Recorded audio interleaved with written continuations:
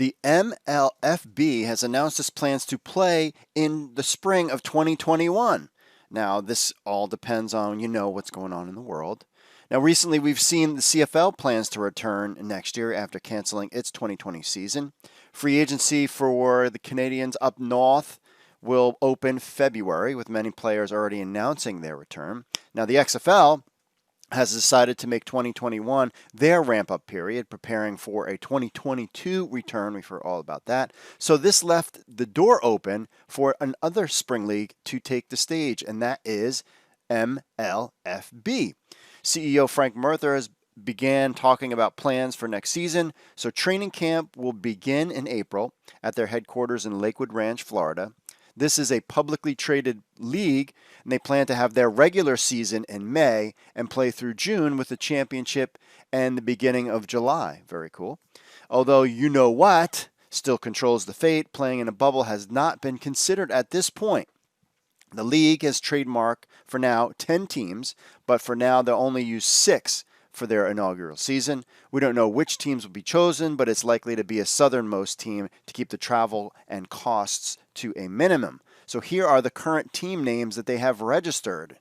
You got the Alabama Airborne, Arkansas Attack, Florida Fusion, Northwest Empire, Ohio Union, Oklahoma Nation, Oregon Crash, Texas Independent, Utah Stand, and Virginia Armada. I think I'm going to have to go with the Florida Fusion or Virginia. I think I might be an Armada guy. Kind of like that name the best. The cities were chosen similar to the AAF concept to not compete in NFL markets. The idea behind it was to give these areas much needed professional sports and some revenue. The MLFB will be operating on a strict $30 million budget so as to not get itself into any financial trouble. Players will be paid somewhere between $2,500 and $3,500 per game, with a $1,000 bonus for wins, kind of like how the XFL did with their at least bonuses for wins. Our own Josh Davis asked Frank Murther about coaches, since those would need to be lined up ahead of players, and for now, all he could say was that they have talked to some candidates, but would rather make sure they have all their plans solidified before officially offering jobs, so we'll have to stay tuned for that. He was also able to say that they are looking at more established coaches than that can teach to head up teams while having younger guys in more developmental positions. The league isn't just about helping players get better, but also coaches, team executives, and officials.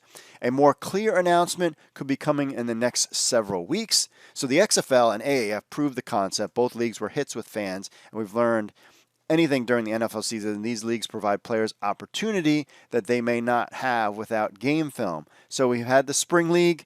It's been a little bit of a rocky thing. Now, fans, you will get your Major League Football, MLFB, in the spring. So stay tuned with XFL News Hub as we cover all the news when it comes to this league, coaching announcements, official team names, and players, and so forth. But hopefully they can get a initial spring season in 2021.